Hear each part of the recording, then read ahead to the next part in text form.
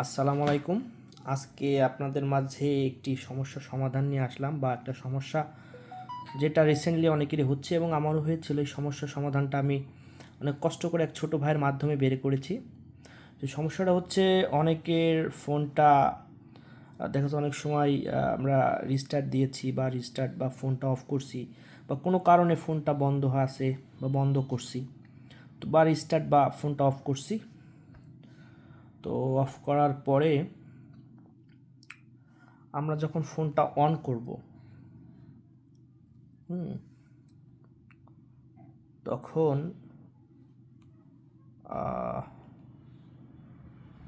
আমাদের অনেকের ফোনে পাসওয়ার্ড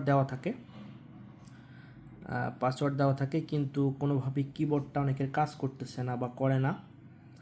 তো এই সমস্যাটা কিভাবে আপনারা সার্ভিস সেন্টারে নিয়ে যেয়ে কীভাবে সমস্যার সমাধানটা করবেন, সেই বিষয়টা আপনাদের মাঝে শেয়ার করার জন্য আমি আসছি। আমি নিজেও এটা সমস্যা ফেস করছিলাম, তো ওটা আমি নিজেই সমাধান করেছি এক ছোটো ভাইয়ের। সে বিভিন্ন জায়গায় ঘাটাঘাটি করছে এবং আমি নিজেও ঘাটাঘাটি করছি। তো শেষমেশ সমস্যার সমাধানটা আমরা পেয়েছি। তো আমার ফোনটা অফ করার পরে অন করছি, তো দেখবেন আমরা পাসওয়ার্ড দেওয়ার জন্য পাসওয়ার্ড অপশনে গেছি, বাট এখানে আমাদের কিবোর্ডটা আসতেছে না। কিবোর্ডটা না আসলে তো আমরা এই পাসওয়ার্ডটা দিতে পারবো না। তো এই পাসওয়ার্ডটা আপনারা না দিলে তো ফোনটা খুলতে পারবেন না। তো এর জন্য হয়তো বা ফ্ল্যাশ করা লাগতে পারে, বা ফোনটা আপনার রিসেট করা লাগতে পারে।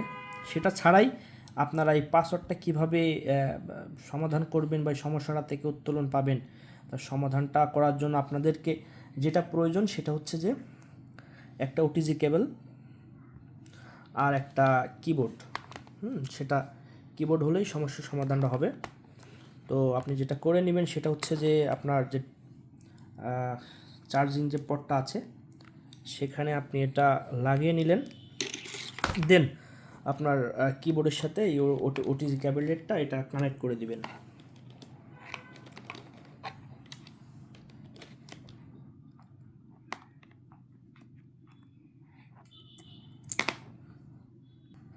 আমরা হচ্ছে যে ওটিজির সাথে মোবাইলটা এবং ওটিজির সাথে আরেক প্রান্ত আমরা কিবোর্ডের একটা ইয়েতে লাগিয়ে দিয়েছি।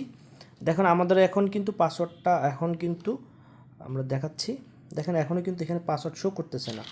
তো আপনারা যেটা করবেন সেটা হচ্ছে কিবোর্ডটা ইউজ করবেন। কিবোর্ডটা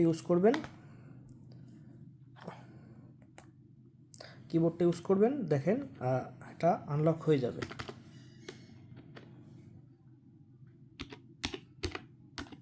দেখেন ফোনটা কিন্তু খুলে গেল। এবং এই সমস্যাটা হচ্ছে ম্যাক্সিমাম রিদমিক কিবোর্ডটা ইউজ করার কারণে। তো আপনারা সমস্যার সমাধান পাওয়ার পরেও যদি আবার আপনার ফোনটা অফ করেন তাহলে কিন্তু আবার এই সমস্যাটা হবে। এর জন্য আপনারা যেটা করবেন, রিদমিক কিবোর্ডটা ইউজ করবেন না, এটা বাদ দিয়ে দিবেন। বা আপনারা পিন ইউজ করতে পারেন, পিন ইউজ করলে সমস্যাটা হবে না। তো আশা করি সমস্যার সমাধানটা আপনারা পেয়ে গেছেন। ধন্যবাদ।